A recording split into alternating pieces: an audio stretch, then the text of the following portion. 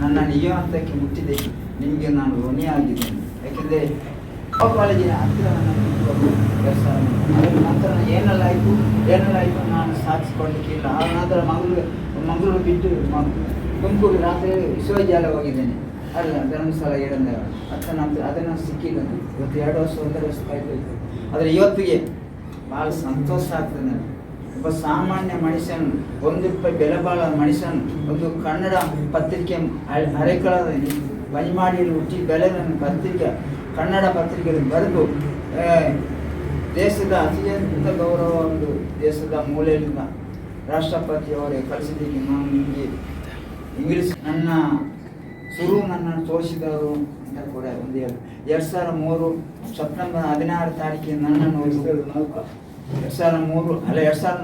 September 16 ತಾರೀಕಿಗೆ ಬರುವಾಗ ಪತ್ರಿಕೆ ಉರುಪ ಬಾಳೆಮಣಿಯವರು ಪರಿಚಯ ಮಾಡಿಕೊಟ್ರು. ಆ ಸಂದರ್ಭ ನಾನು ಜಿಲ್ಲಾ ಪಂಚಾಯತಿ ಸಭಾಂಗಣದಲ್ಲಿ ಒಳಗೆ ಇದನ್ನು ಕೂತ್ಕೊಂಡು ಹೇಳಿ ಈ ನೆನಪು ಬರ್ತದೆ. ಯಾರು ಉರುಪ ಬಾಳೆಮಣಿ, ಯೋಗೀಶ್ವರ ಅವರು ಮತ್ತೆ ನನ್ನ ಲ್ಯಾನ್ಸಿ ಕಿರಣ್ ಸಿಸ್ಕಾರ್ ಊರಾಜು ಅದು ಬುಟ್ಟಿಯಲ್ಲಿ ಅರಳಿ ಕನಸುಕೊಂಡು ಬರುವ ಬೇರೆ ಬೇರೆ ಪತ್ರಿಕೆ ನನಗೆ ಬರೆಯುವಾಗ ನನಗೊಂದು ರೂಪ ತಂತು. ಅಲ್ಲದೆ ಸುದ್ದಿವಾಣಿ ವೆಬ್ಸೈಟ್ನ ಸಂಪಾದಕಿಯಾಗಿದ್ದಾರೆ.